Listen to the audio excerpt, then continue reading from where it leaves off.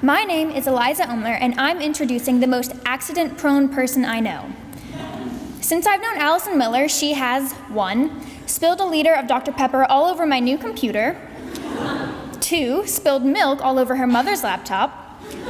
3. Thrown a book at her laptop while pretending to be Elphaba from Wicked, and consequently broke it. 4. Accidentally dropped her digital camera in the pool. And 5. Dropped her phone in the toilet twice. But all accidents aside, Allison Miller is truly one of the best people I know.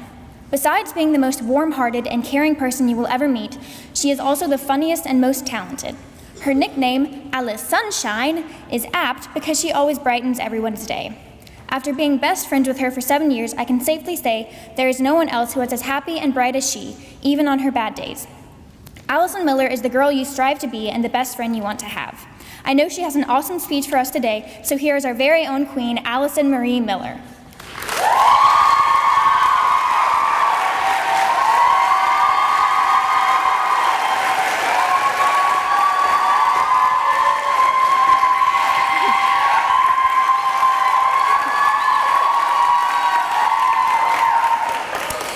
For those of you who've been on a college tour before, you know that it often can be a tad intimidating. You want to be that high school student whom the dean of admission takes one look at and says, "You're in." Upon my first visit to a college in New York City that I deemed to be hipster, I made the quick conclusion that my usual wardrobe and demeanor would just not cut it. I wandered into Forever 21 and subsequently bought a nice tie-dye kimono and, wait for it, some very skinny, very tight leather pants to wear so as to blend in with the cool kids. I marched into the admission center with my head high and my kimono majestically blowing in the wind, and knew that now, thanks to my transformation, I was one of them.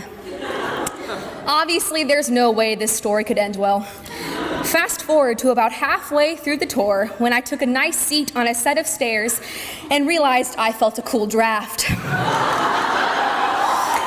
At that moment, it became clear my nice new leather pants had completely split open, and I was now exposed and was forced to waddle through the rest of my college tour.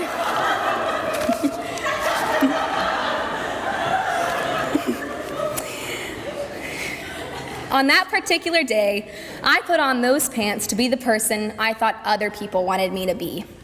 In other words, I put on a mask. We all carry around a mask. Your mask may be the one you put on for your school friends, for your teachers, for your colleagues, or for your family. However, while I've never worn those pants ever again, there is a mask that I tend to not only carry, but put on almost every single day of my life. I distinctly remember the moment in 5th grade when I discovered that I loved to make other people laugh.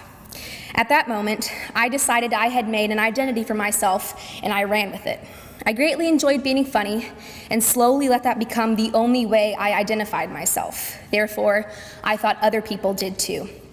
Throughout middle school and high school, this identity transformed into a person who never stopped smiling or laughing or cracking jokes. I never once questioned whether or not this was actually who I was, because why would I? I was being the person I thought other people would approve of, and most of all, I thought being happy all the time would make me happy. Just like my decision to buy those ill-fitting pants before my college tour, the compulsion that I felt to always have a smile plastered on my face eventually, like my pants, cracked. The mask that I forced myself to put on from the moment that I woke up in the morning not only didn't fit, but it couldn't stay on all the time. It's not that I didn't think people would accept the real me, I didn't think they would accept all of me. I truly believed, and honestly still sometimes believe, that people will only appreciate me when I'm wearing the mask that grins from ear to ear, and I'm truly terrified that they won't like me when it completely comes off. While there are many similarities between my obviously metaphorical mask and my very physical, very tight pants, there is one large difference. Those pants are now sitting at the back of my closet and will never be worn again. But I stand up here today with my mask still partly on. Don't get me wrong, my mask can be the real me, but it's not all of me. In Paul Laurence Dunbar's poem, We Wear the Mask, he says, "Why should the world be overwise in counting all our tears and sighs? Nay, let the world only see us while we wear the mask. We smile, but, O great Christ, our cries to thee from tortured souls arise. We sing, but oh, the clay is vile beneath our feet and long the mile. But let the world dream otherwise, we wear the mask." In his poem, he explores that we too often feel pressure to mask our true feelings. But why should we only let the world see us with our masks on? If you are sitting in those pews today, regardless of your place in the chapel, and are wearing a mask, I encourage you to take it off piece by piece. Let people see all of you, not just the you that you think people want, but the you that is genuine. But also don't feel the pressure to peel it off or carry it alone. The people sitting by you and around you, your friends, your classmates, the upperclassmen, the underclassmen, and especially your teachers are always there to help you. It's because of the people of St. Mary's that I began to take off my mask not even a year ago. But believe me, I'm nowhere near done. Who has it all figured out at 18? All I know is that taking off our masks little by little is hard work, but it's enough. Once a piece comes off, our light can start to completely shine, and then and only then can our true faces start to be seen. Thank you.